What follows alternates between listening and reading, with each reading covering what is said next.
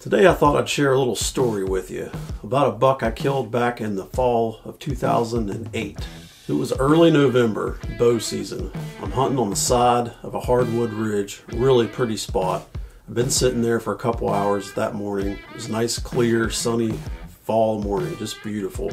When I happen to look over the ridge and I see this guy right here feeding with a group of does. He was 60 yards away, just out of bow range. I watched this guy work his way down the ridge and go into a bedding area, and I decided that I was going to sit all day in hopes that he would come back and maybe give me a shot. Right before dark, he comes out of the bedding area and he goes right back up the ridge the way he came that morning, never getting closer than 60 yards away. So I hunted a few more times in that area. I never did see him again, but he was tearing trees up all over that ridge, and he was just leaving a ton of sign. So it came to the rifle season here in West Virginia, opening day. I go back to this spot hoping that I catch this buck coming down the ridge, and I ended up catching a glimpse of him headed into this bedding area where I saw him the first time. So with that knowledge, knowing that he was using that bedding area almost every day, I'd made a pretty radical plan to go in and kill this deer the very next day. So we come to Tuesday, the second day of the West Virginia rifle season. It's pouring the snow down. 2 hours before daylight, I sneak into this bedding area and I set up on the ground close to where I think this buck is bedding. So my hope is this buck comes into bed a little after daylight and I can get a shot at him. So I'm sitting there in the dark all by myself. It's pouring the snow. I'm covered in 1 to 2 inches of snow all over me, and I'm just hoping that this buck comes into this bedding area and I can get a shot at him right after daylight. So it's just starting to get daylight. I catch movement up ahead of me, and it's a deer, and he's coming in close. So at this point, the deer is 30 to 40 yards away, and it lets out a really deep grunt like a big buck would do. At this point, my heart is about to explode out of my chest. So I cock the hammer on my rifle, and I'm just waiting for him to take 2 or 3 steps, and I'm going to shoot him at 30 yards. The deer steps out. I've got my finger on the trigger, starting to squeeze, and it's not even a buck. It's a big doe. So I almost shot a big doe by mistake. So the deer leaves. I sit there for another hour and a half. Haven't seen much. I'm watching 2 does on the hillside about 80 yards away feeding, and I'm just hoping that this buck is with that group of does, but he never shows up. So now it's 8:30 in the morning. It's still snowing.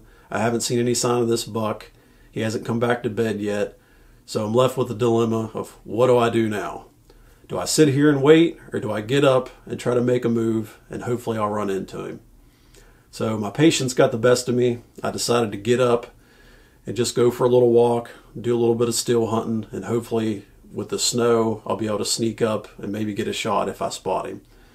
So I stand up out of my spot where I was sitting. I take about 10 steps to a little knoll that I couldn't see over before. I pop up over this knoll, and what is standing 80 yards away looking at me? This guy right here. He's in the wide open. He saw me about the same time I saw him. So in one motion, I cock the hammer on my Thompson Center Encore. I pull up, and as soon as the crosshairs hit him, I shoot. The buck drops right in his tracks. So at this point, I start to freak out.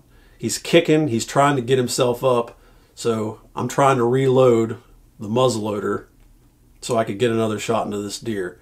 So I'm flinging powder and bullets and just trying to get this gun loaded as fast as I can to get another shot on this buck. So I get the gun loaded, I look up, and he's not there. He's gone. So I take off running to where this deer was at. I get to the spot, there's blood on the ground, there's hair. I've obviously hit him, but the deer is gone, nowhere to be seen. So where I dropped him at, there's a straight down drop off into this nasty holler, and I could see where he slid down over the hill in the snow.